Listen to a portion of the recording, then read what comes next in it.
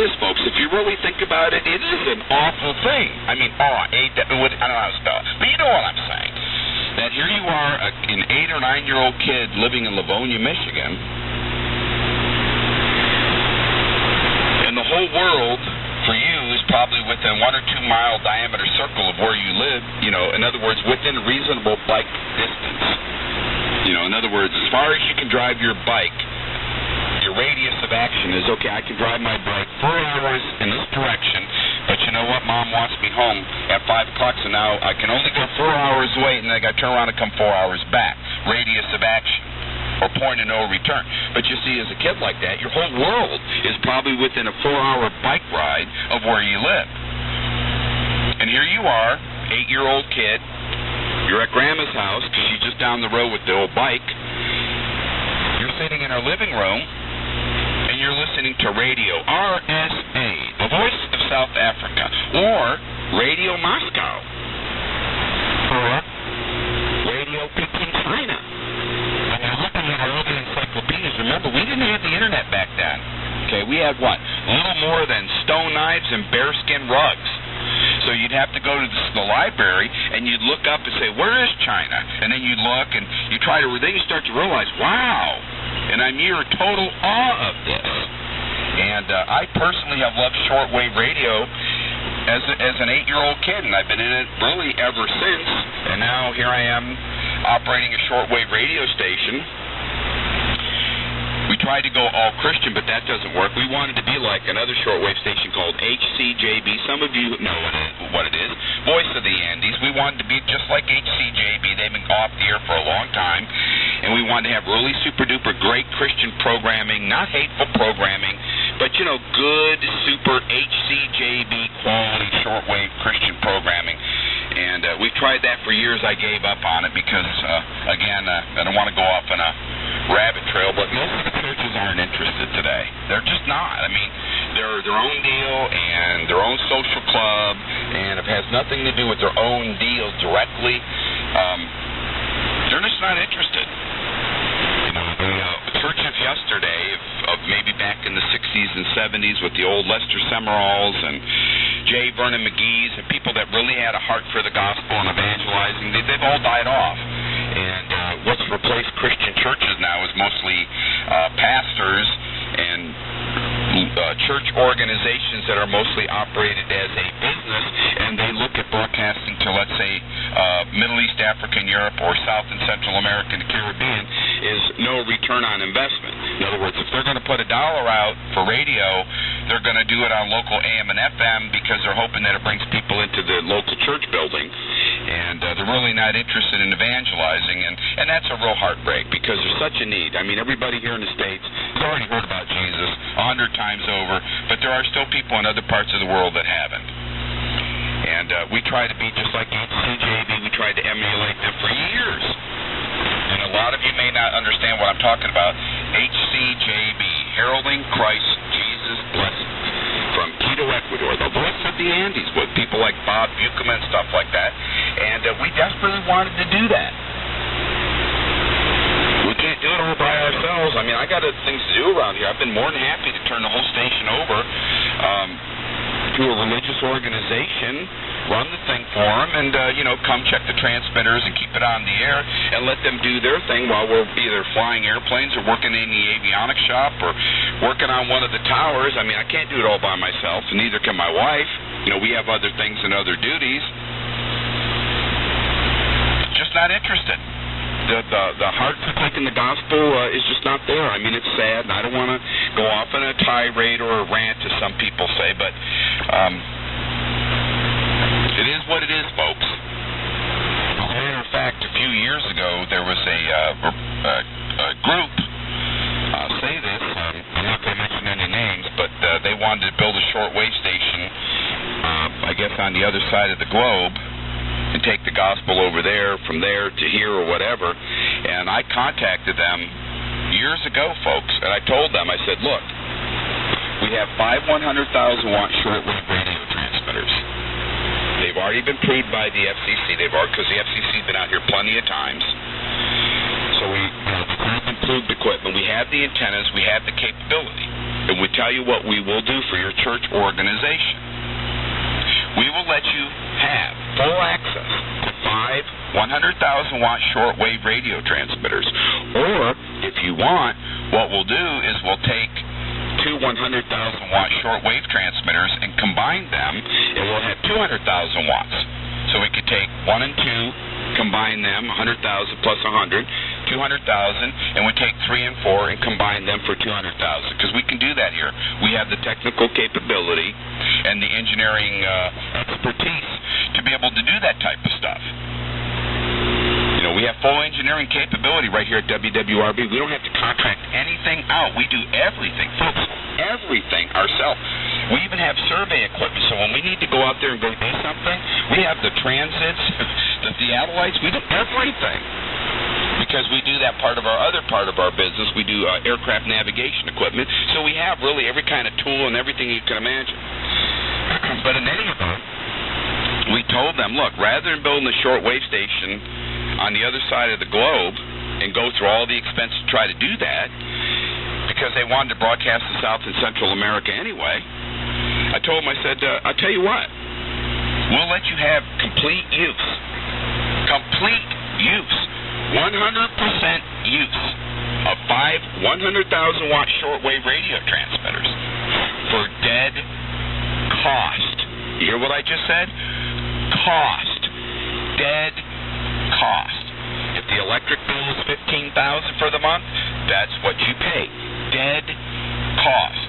Plus 10% for us to operate it. And out of the 10%, we pay for all the parts, we pay all the government charges, we pay for all the maintenance, and all you have to do is provide us with 2 wires.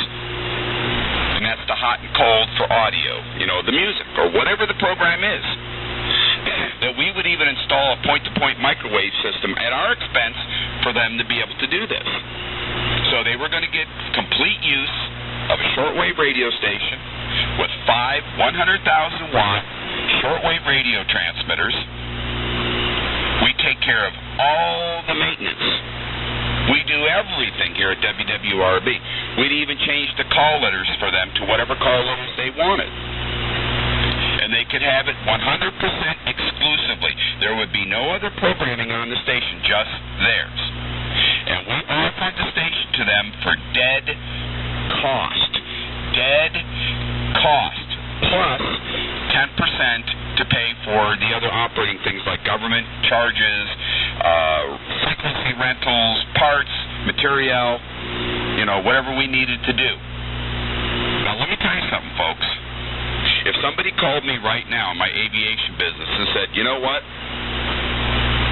we have a Cessna 550 Citation business jet that we don't need.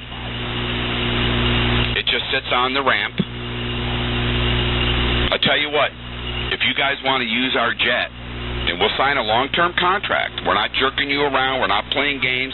We're not going to get mad and throw you off. But I'll tell you what, we'll let you use the Cessna 550 business jet for dead cost plus 10% operating. And you can have use of that aircraft 24 hours a day, 7 days a week, exclusively for your aircraft charter business. Folks, I would jump on that offer like you can't believe. To get access of a Cessna Citation 550 business jets for cost, for dead cost, which would be fuel and maintenance. You know, you're talking, that's a $4 million airplane, folks.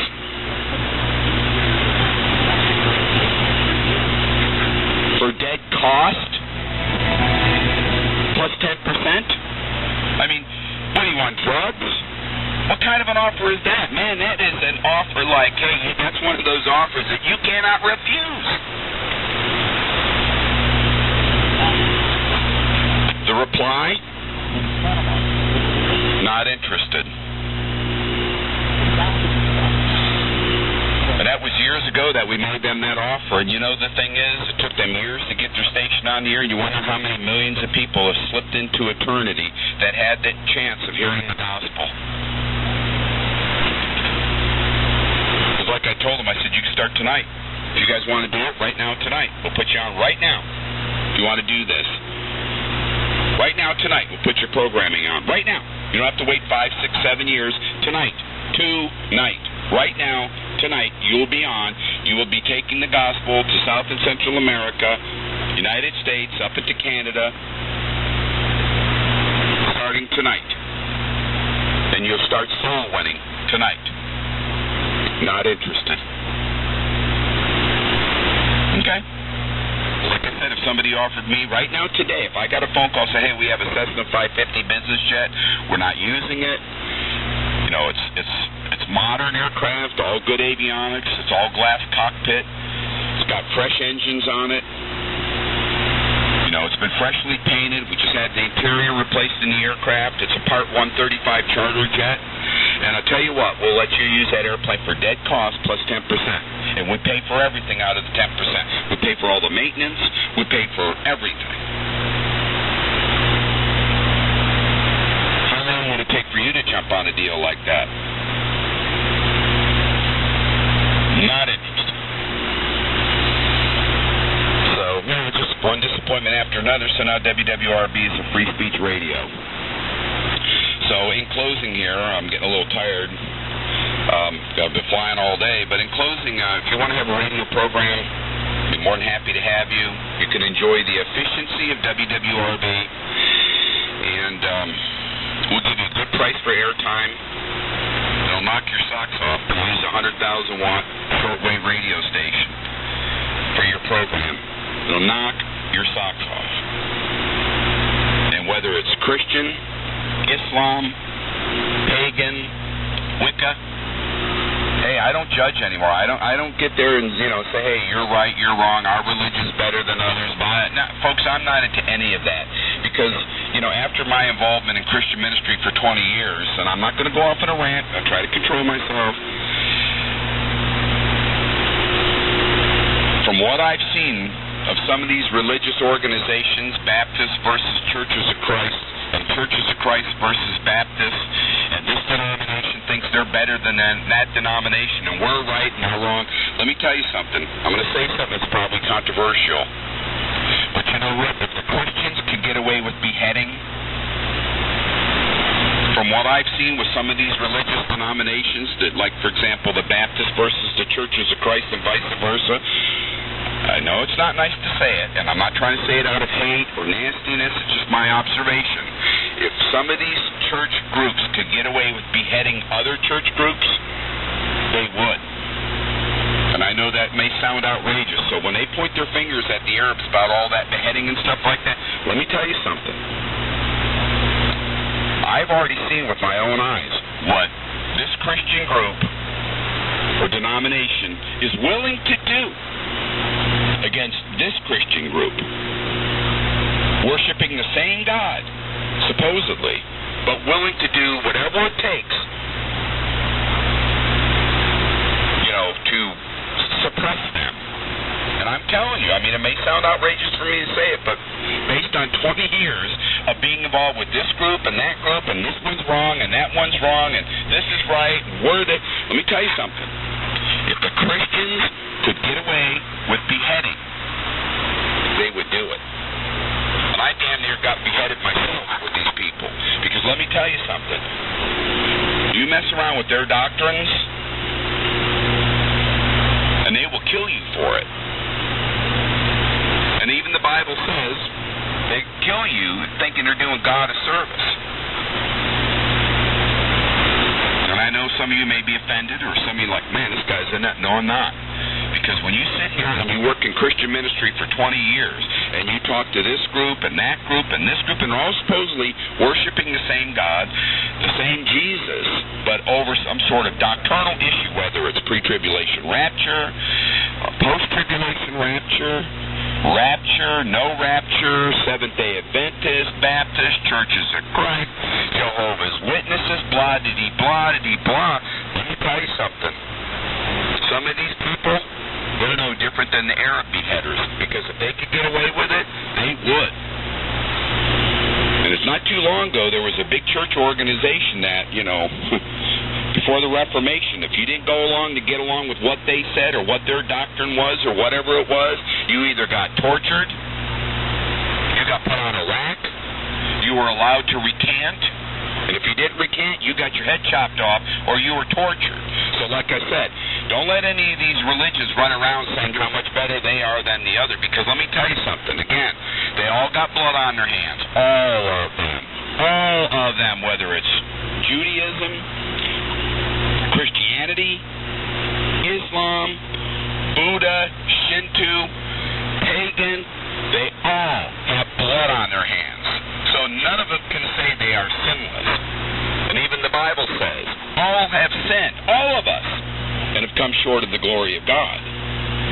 And like I said, some of these Christian groups that I bumped into over the last 20 years of doing this, I'm not kidding you, folks. I ain't pulling on your leg. But if they could behead fellow Christians because they don't go along with their doctrine, okay, they would. If they could get away with beheading, they would. In a lot of ways, if you think back into recent history, let's say the last 300-400 years, there was some good old beheading going on with Christians too. They were doing their share of killing over their doctrine. So just remember that. There's enough sin to go around in this world, and everybody involved with this religion, and they all got blood on their hands. Okay? Alrighty, folks, we're going to go ahead and make a shameless commercial again. We're inviting you. That's right, you, the listener, right now, to come join WWRB. We'll teach you how to do it. It's a lot of fun. Let's make shortwave fun again, okay? You know, I know we hear all the doom and gloom and the world's coming to an end. You know, it might be, you know what? If it is, you're not going to be able to stop it. You're not going to change it. You're not going to, you know, hey, come on, let's have some fun here. Now, if you want to have a political program and if you think you can change and save America, hey, you're welcome to do it. If you want to have a music program, hey, man, whether it's punk rock, rock and roll, disco, big band, heavy metal,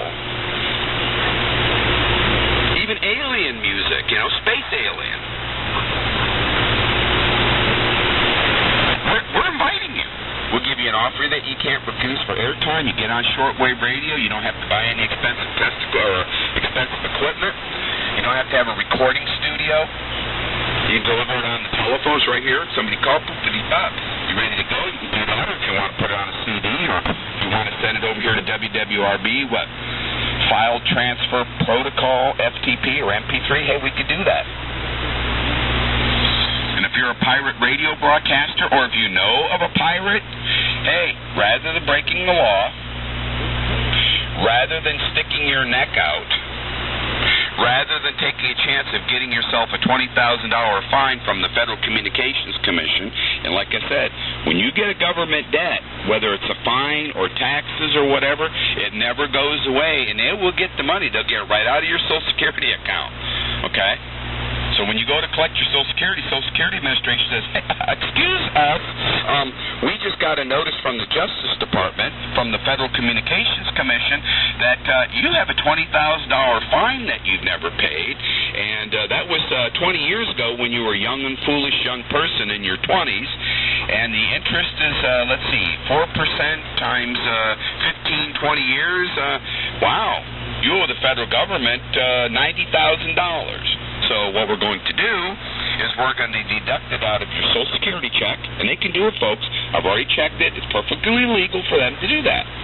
Or your military pension check, perfectly legal. Your railroad pension check, perfectly legal.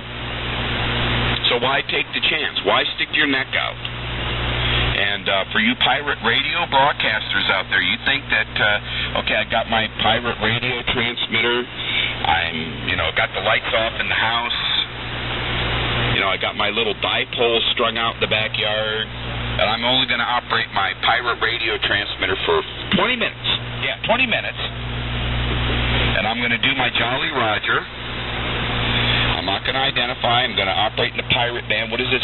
6.955 megacycles. And I'm going to hoist the Jolly Roger. And by the time the FCC finds me, I'll be off the air. Folks, now you listen very carefully. The FCC does not go out with trucks. And I said said this last night. Now, look, folks, I'm trying to drive a point here because I still believe we are a brother's keeper, but I'm trying to explain how it works.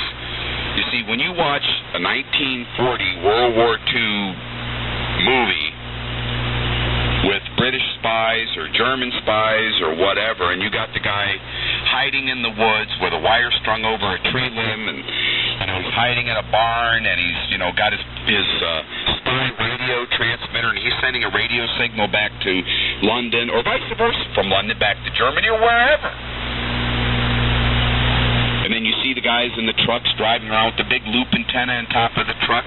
5 or 6 German guys driving the radio direction finder. Meanwhile, the spy is beep, beep, beep, beep, beep, beep, beep, sending out Morse code. And meanwhile, these German soldiers are driving around in directional finder trucks. And they're trying to triangulate the spy, and then eventually they find him after, hours of searching, and then they go in there with the machine guns and shoot the guy up and all that, right middle of Morse code, sending a message. Folks, with satellite technology, if the FCC wants to find out where your pirate radio transmitter is, even on shortwave radio, if they want you, they'll have you in just probably 30 seconds. I've actually seen the equipment. It's demonstrated to me. It's incredible. It's almost the reverse of GPS. So when you sit there with your 400-watt DC 610 transmitter in your basement, and you're playing your pirate music, your pirate radio program or whatever, and you think that nobody's going to catch you, you may have already been cataloged, because these ain't got the time yet to just go out there because of budget cuts or bigger fish to fry. But you may have already been cataloged, because it doesn't take long with satellites to be able to pinpoint you right down to just a few meters, folks. And that's a word to the wise. You probably, if you're operating a pirate radio station, if you've done it more than 1 or 2 times, chances are you're already in the database. And when I say the database, they already know where you are, your latitude and longitude. What they need to do is they send out what's called an EMU vehicle. This is what the FCC does. They don't send out trucks with big antennas on top and people looking. No. What they do is they use the satellite equipment first, and they pinpoint the location of the transmitter. They already know where you're located. Then what they do is they send a vehicle out. It's called an EMU, Electronic Measurement Unit Vehicle. It's a regular car. Look, folks, the FCC has been out here plenty of times. Not only for the shortwave station, they've been out here for our aviation stuff, because we do a lot of aviation communications. HF, single sideband, BORTAC, ILS. So they've been out here many times here at WWRB, not just for WWRB, for other things that we do. And let me tell you something. The cars that they come in, they don't even have government plates on it. Just regular car, like a car that you would see. All right? The guy sitting in the car, sitting in a pair of jeans and a regular shirt.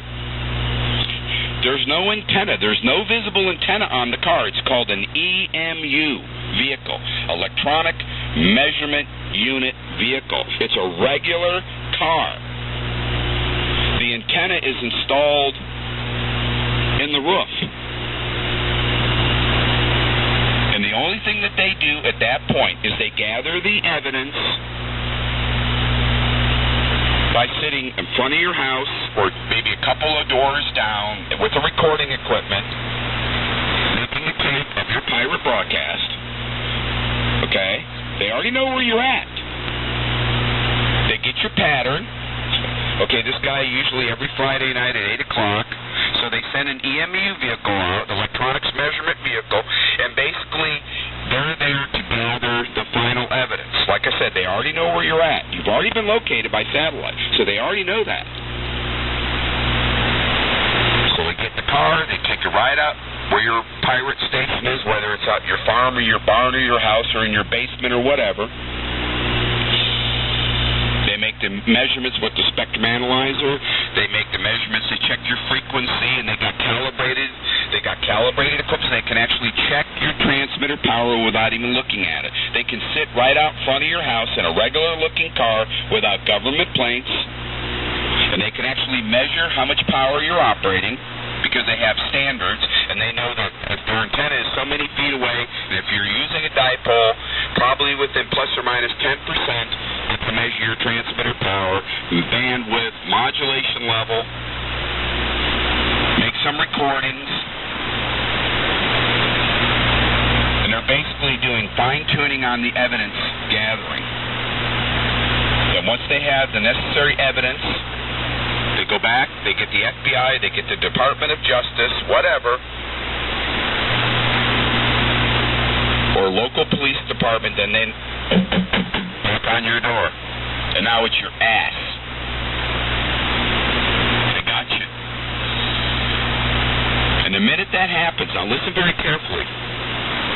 If they just got you cataloged and you've operated your BC-610 and you did your Jolly Roger and you had your fun and all that and you broadcasted your pirate radio signal, okay, you've not costed the government any money just yet. In other words, we got the location using a satellite, blah, blah, blah. Nobody's been out there. No resources have been expended yet. The only resource source is at the direction station. They got your latitude and they got your longitude off the satellite, but nobody's been out there yet. So if you discontinue operations before you get that knock on the door, chances are, because the government has not spent any money going out there, they'll let you slide. Figure, okay, you know, the guy had his fun. He ain't doing it no more. He's not on an aircraft aeronautical band anymore, because look, 6955, folks, that's aeronautical. That's safety of life. So you don't realize what you're getting yourself into by doing this. That's aeronautical band, and they could allege safety of life, and when they allege safety of life, they can actually designate you as a domestic terrorist. And now your ass is really in trouble. Ain't gonna be no fine. So if you've operated a pirate radio station, you had your fun, but you didn't get the knock at the door, and if you discontinue operations, and you didn't make the government spend any money gathering evidence, because the minute the government has to spend any money on gathering the evidence of you operating a pirate radio station without a license, the minute they have to spend more than $1, and you got a supervisor assigning an FCC inspector, usually there's two of them, they go out at the same time because they're backup for each other. The minute a supervisor generates an exception report, and they send out an inspector to go get the recording information, all of a sudden now your pirate operation has been logged all the way up to the FCC in Washington, D.C., to the Enforcement Bureau, all the way back down. And how many people now are involved? See, the FCC inspector, the Enforcement Bureau, some administrators, secretaries, lawyers for the government, the enforcement people. It goes all the way up, and there's a whole shitload of people that know you've just done this. There's a whole lot of people. And if one person doesn't want to do anything about it, 4 people up the line of chain of command say, what's going on with that pirate operator, you know, radio scumbag? I got a EIR, it's called an Enforcement Investigative Report. Now, once they do that, now, folks, now listen to me. If you're operating a pirate radio station, the minute they open what's called an EIR, an Investigative Enforcement Report, there's a number attached to that, and they have what's called a suspense date. Now, that number can only be closed. That report can only be closed when there's a full adjudication. And when they knock on your door, it's your ass. That's it. You can't say you're sorry, oh, forgive me, blah, blah, blah, blah, blah. No.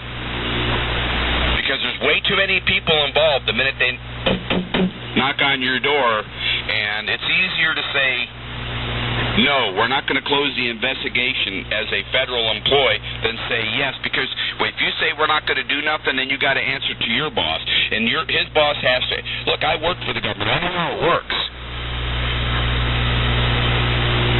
You got all those people ahead of you and all those people in front of you, and everybody's going to want to have an answer. And like I said, if they spend $1, the minute somebody goes out to go gather the evidence, it's your ass. So if you haven't had the knock at the door, I'm not trying to make you scared. I'm not trying to scare you or threaten you or anything like that. It's a word to the wise. If you have not had that knock on the door yet, shut it down while you can. Because if they send the inspectors out to go gather the evidence, you've had it. You've got the fine. Now, they may negotiate the fine down a little bit, but right now the fines seem to be running about $20,000. So a word to the wise. So rather than doing illegal and thinking it's fun and all that, give us a call here at WWRB. Come out of the shadows. You can still have your pirate radio program. You can play your pirate music and all that. But you're on a licensed shortwave station.